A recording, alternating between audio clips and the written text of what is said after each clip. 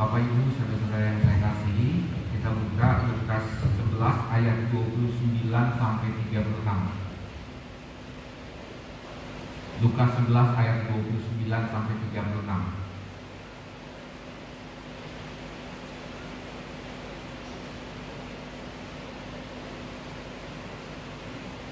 Sudah ada ya? Baik, saya akan bacakan Lukas 11 ayat 29. Ketika orang banyak mengerumuninya, berkatalah Yesus, angkatan ini adalah angkatan yang jahat. Mereka menghendaki suatu tanda, tetapi kepada mereka tidak akan diberikan tanda selain tanda Nabi Yunus. Sebab seperti Yunus menjadi tanda untuk orang-orang Niniwe, demikian pula lah Anak Manusia ini akan menjadi tanda untuk angkatan ini.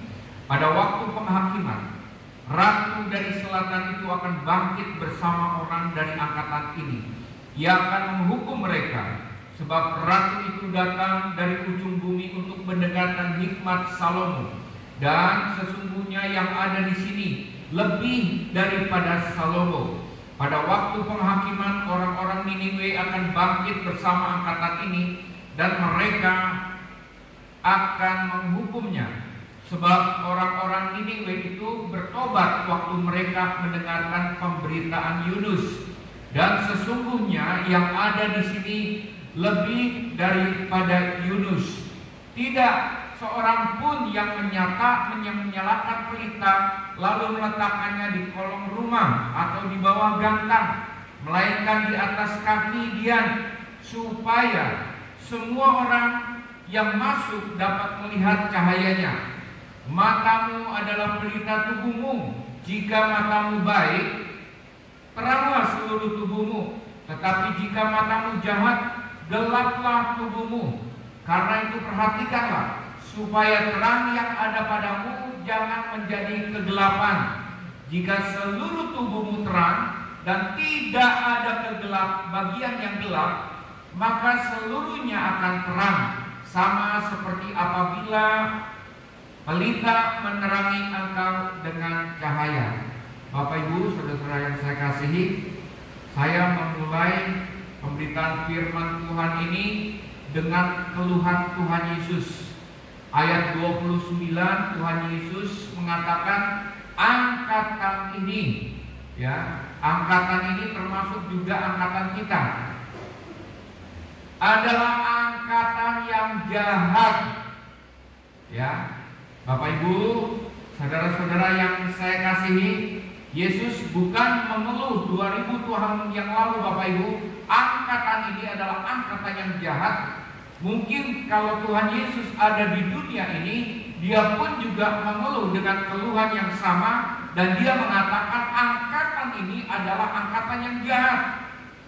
Ya, jahat bukan hanya perilakunya, Bapak Ibu, tetapi Alkitab katakan mereka menghendaki suatu tanda. Ya, ayat 16 dari Lukas 11 dikatakan juga, ada pula yang meminta suatu tanda dari surga kepadanya untuk mencobai dia. Jadi kenapa angkatan ini dikatakan sebagai angkatan jahat? Karena angkatan ini adalah angkatan yang meminta suatu tanda.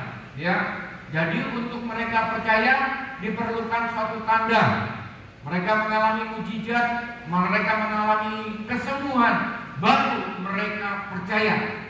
Dan inilah yang dikeluhkan oleh Tuhan Yesus Kristus. Ketika mereka mengalami mujizat, ketika mereka mengalami kesembuhan di dalam kehidupan mereka, baru mereka percaya kepada Tuhan.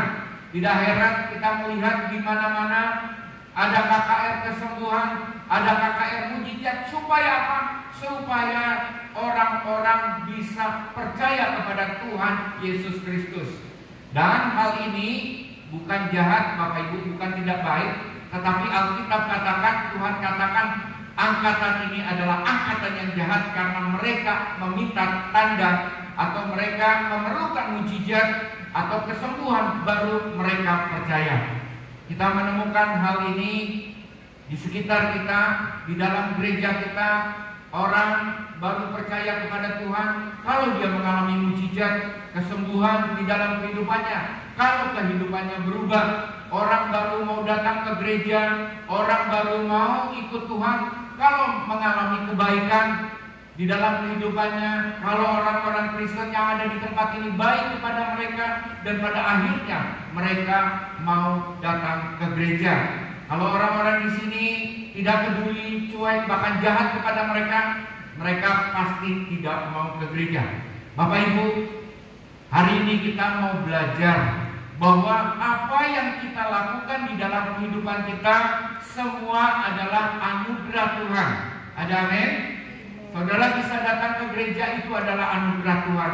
Saudara bisa menjadi orang-orang percaya, menjadi orang Kristen, itu adalah anugerah Tuhan.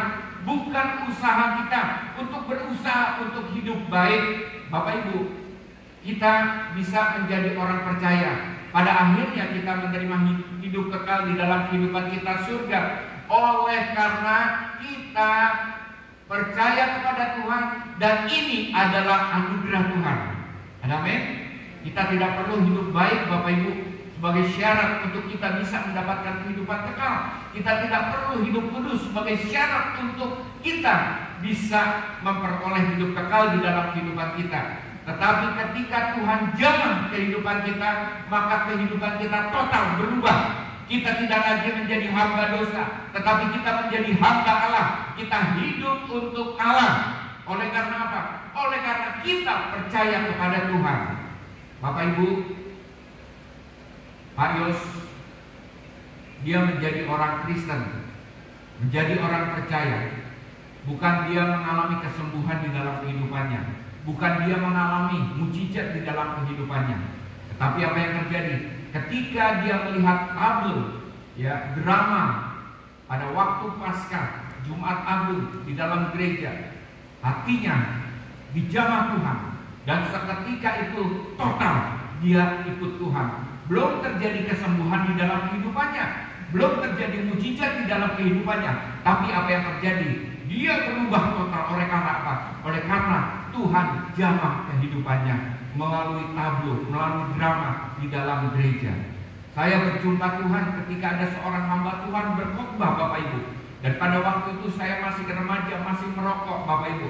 Tapi ketika Tuhan pada saat itu menjamah saya, seketika saat itu saya buang rokok saya, dan seketika saat itu, mulai saat itu, oleh karena saya percaya, saya ikut Tuhan.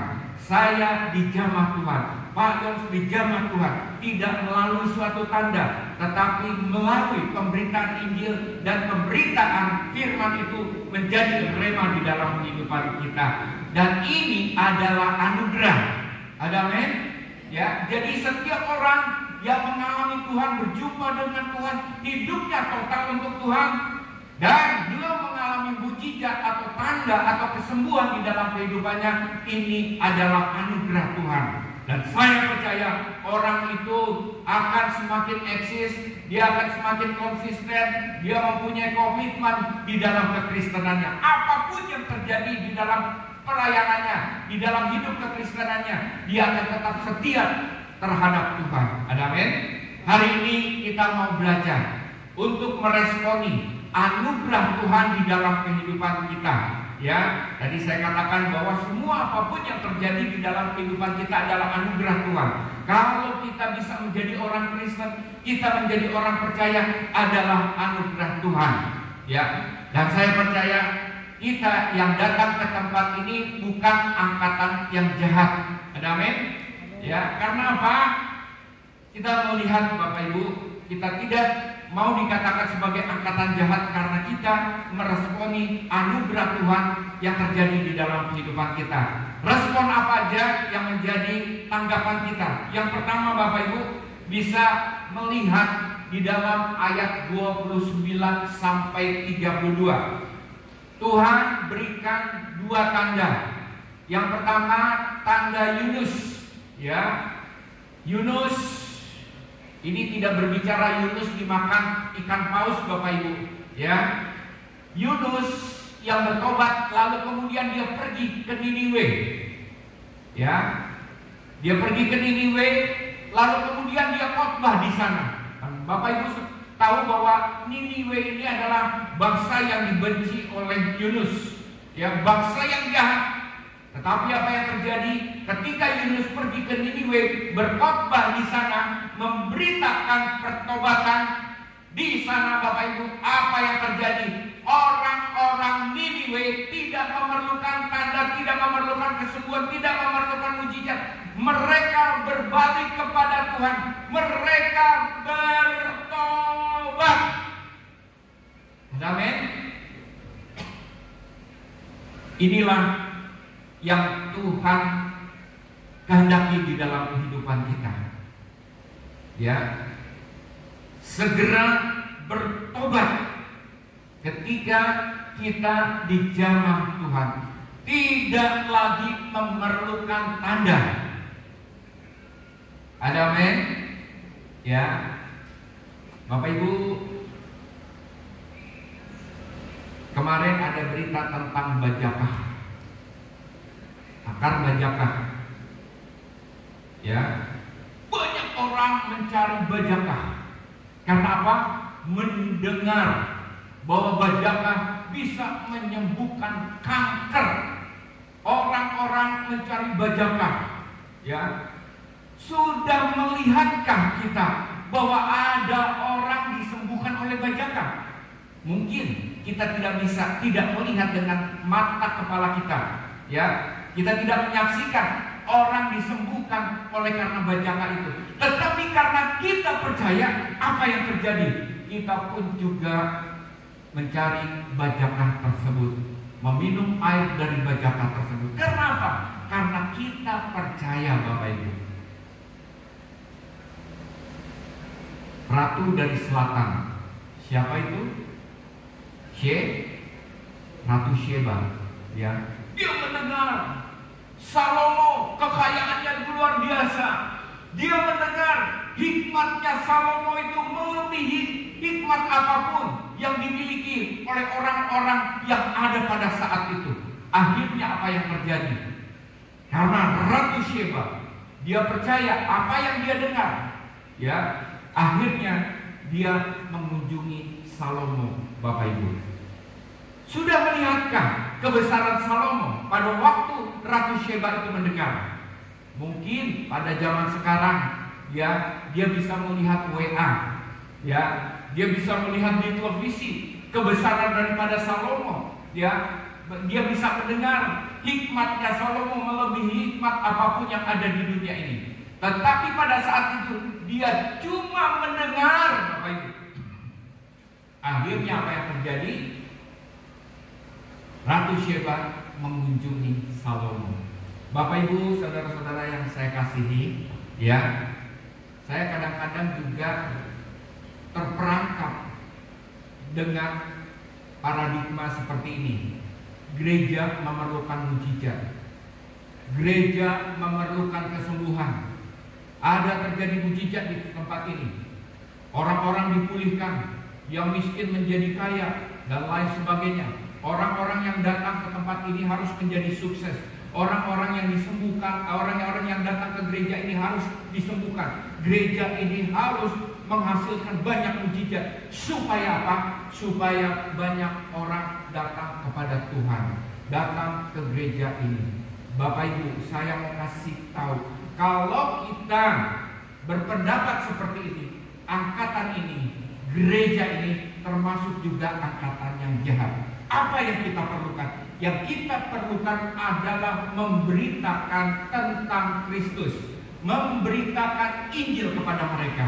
Ada amin?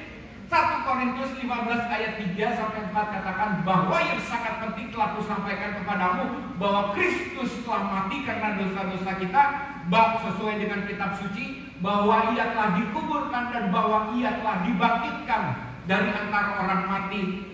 Inilah yang harus kita sampaikan kepada mereka. Ada amin? Kalau mereka datang kepada Tuhan setelah mendengar pemberitaan firman Tuhan, artinya anugerah Tuhan ada di dalam kehidupan mereka. Kalau mereka tidak percaya dan hanya mendengar saja, lalu tidak berbalik kepada Kristus, masih di dalam kehidupan dosa, artinya anugerah belum datang ke dalam kehidupan mereka. Ada amin? Jadi sama seperti apa yang disampaikan oleh Opayos, bahwa gereja ini harus memberitakan Injil. Ada amin? Terlepas dari masalah mereka mau percaya atau tidak, itu urusan mereka. Apakah mereka menerima anugerah Tuhan atau tidak, itu adalah urusan mereka. Urusan kita tidak mau disebut sebagai angkatan yang jahat. Karena apa? Karena kita sudah memberitakan Injil kepada mereka. Ada amin? Ini respon yang pertama Bapak Ibu. Setelah mendengarkan firman Tuhan, segera bertobat. Kalaupun kita belum bertobat pada saat ini, setelah mendengar kebenaran firman Tuhan ini, saudara bertobat. Tinggalkan kehidupan dosa kita. Yang masih suka merokok, yang masih suka berjudi, yang masih suka baperan, tinggalkan semua itu. Kita meresponi kebenaran firman Tuhan. Ada amin? Itu yang pertama. Ayat 29 sampai 32. Yang kedua, Bapak Ibu, kita baca sekali lagi ayat 33. Tidak seorang pun yang menyalakan pelita lalu meletakkannya di kolong rumah atau di bawah gantang, melainkan di atas kaki dia, supaya semua orang yang masuk dapat melihat cahayanya. Jadi yang ketiga Bapak Ibu, ya, yang kedua. Terima kasih Pak Freddy. Artinya masih konsen, saya tidak konsen. Yang kedua Bapak Ibu, ya, tidak ada seorang pun yang menyalakan pelita lalu meletakkannya di kolong rumah atau di bawah gantang, melainkan di atas kaki dia, supaya semua orang yang masuk dapat melihat cahayanya. Yang kedua Bapak Ibu, ya, pelita yang dinyalakan itu tidak ditaruh di kolong tempat tidur, tapi di atas, dikatakan di atas kaki dia. Ada amin? Supaya apa? Terangnya itu menerangi, terangnya pelita itu menerangi kegelapan yang ada di tempat itu. Bapak Ibu, kekristenan kita setelah terima Yesus sebagai Tuhan dan Juru Selamat, kehidupan kita berubah. Kekristenan kita itu tidak disembunyikan. Kita menjadi Kristen hanya di dalam gereja, tetapi di luar gereja kita tidak menjadi Kristen. Perilaku kita sama dengan orang-orang dunia. Artinya apa Bapak Ibu? Yang kedua ini berbicara tentang kita menjadi pelaku-pelaku firman Tuhan di dalam kehidupan kita. Ada amin? Ya, artinya setiap orang-orang yang kehidupannya berubah, dia bukan hanya berubah untuk diri sendiri, tetapi membawa perubahan juga kepada orang-orang lain di sekitar mereka. Ada amin Bapak Ibu? Ya, ketika saudara bertobat, pertobatan itu bukan untuk diri sendiri, tapi untuk suami, istri, anak, orang tua, saudara-saudara yang lain, dan tetangga-tetangga kita. Artinya terang kita harus bercahaya di sekitar mereka. Itu yang kedua. Jangan menjadi orang Kristen, ya, jadi orang Kristen hanya di dalam gereja, tapi di luar gereja kehidupannya sama seperti orang lain. Kalau kita masih melakukan itu, maka Tuhan katakan angkatan ini adalah angkatan yang jahat. Yang ketiga, ayat 34 sampai 36, saya akan bacakan. Matamu adalah pelita tubuhmu. Jika matamu baik, teranglah seluruh tubuhmu. Tetapi jika matamu jahat, gelaplah tubuhmu. Karena itu perhatikanlah supaya terang yang ada padamu jangan menjadi kegelapan. Jika seluruh tubuhmu terang, tidak ada bagian yang gelap, maka seluruhnya akan terang, sama seperti apabila pelita menerangi engkau dengan cahayanya. Jadi yang ketiga ini Bapak Ibu, yang pertama kehidupan kita totalitas berubah. Yang kedua perubahan itu bukan hanya untuk diri sendiri tetapi untuk orang lain. Yang ketiga pentingnya kita menjaga mata rohani kita. Atau dengan kata lain, pentingnya kita menjaga kehidupan rohani kita. Ada amin? Saudara sudah berpuluh-puluh tahun datang ke gereja, saudara sudah menjadi orang Kristen lama, bukan berarti saudara ya, tidak berdoa, tidak baca Alkitab karena semuanya sudah hafal, sudah terbiasa dilakukan. Tetap mencari hadirat Tuhan, ada amin. Tetap baca Alkitab, ada amin. Tetap berdoa supaya apa? Supaya saudara memelihara kehidupan rohani kita. Tidak ada orang yang datang ke gereja ini adalah orang-orang yang tidak konsisten, ya. Ketika dia mengalami Tuhan, orang-orang di tempat ini tidak ada masalah di dalam kehidupannya, rohnya berkobar-kobar. Tetapi ketika dia mengalami masalah di dalam kehidupannya, di dalam gereja ini, dia pindah ke gereja yang lain. Lalu dia mulai undur, tidak ikut Tuhan. Bapak Ibu, apapun yang terjadi, kita tetap konsisten. Ada amin? Kita tetap setia, kita tetap komitmen. Karena apa? Karena saudara memelihara kehidupan rohani saudara. Ada amin? Coba bayangkan Bapak Ibu, kalau hidup saya nggak konsisten, ya. Oh, kalau kali ini lagi senang khotbah terus setiap hari, lalu nggak senang khotbah, lalu kemudian saya tidak khotbah sebulan sekali saja, ya. Lalu kemudian saya tidak lagi senang pergi pelayanan misi. Lalu kemudian saya lagi nggak senang pelayanan misi, ya. Saya nggak pergi ke pelayanan misi. Hidup saya tidak konsisten. Bapak Ibu, apapun yang terjadi di dalam kehidupan saya, ada yang mendukung maupun tidak mendukung, saya tetap pergi konsisten, pergi ke ladang misi, pergi memberitakan firman Tuhan. Apapun yang terjadi dalam kehidupan saya, sekalipun saudara tidak meminta saya untuk memberitakan firman, tetap firman Tuhan itu saya beritakan di dalam gereja ini maupun di mana saja. Karena itu adalah konsistensi di dalam kehidupan saya. Kenapa saya bisa melakukan itu? Karena saya bisa memelihara kehidupan saya, memelihara kehidupan rohani saya. Saya tidak dipengaruhi oleh perasaan saya. Saya tidak dipengaruhi oleh situasi kehidupan saya. Capek apapun yang terjadi, karena saya harus memberitakan firman Tuhan, firman itu harus diberitakan. Saya harus menjadi hamba Tuhan yang konsisten, yang komitmen, yang punya integritas di dalam kehidupan saya. Itulah orang-orang yang memelihara kehidupan rohani. Ada amin? Hari ini kita belajar, jangan meminta tanda dari surga untuk ikut Tuhan. Artinya kita melihat mujizat, kita harus melihat kesembuhan terjadi di dalam kehidupan kita, baru kita percaya. Percayalah, Tuhan menyertai kita, Tuhan ada di dalam kehidupan kita. Kita harus bertumbuh, bukan karena ada mujizat, bukan karena ada kesembuhan di dalam kehidupan kita, tetapi karena kita bertumbuh di dalam Tuhan, Tuhan menyertai kehidupan kita. Amin. Kita berdoa, Bapak Ibu.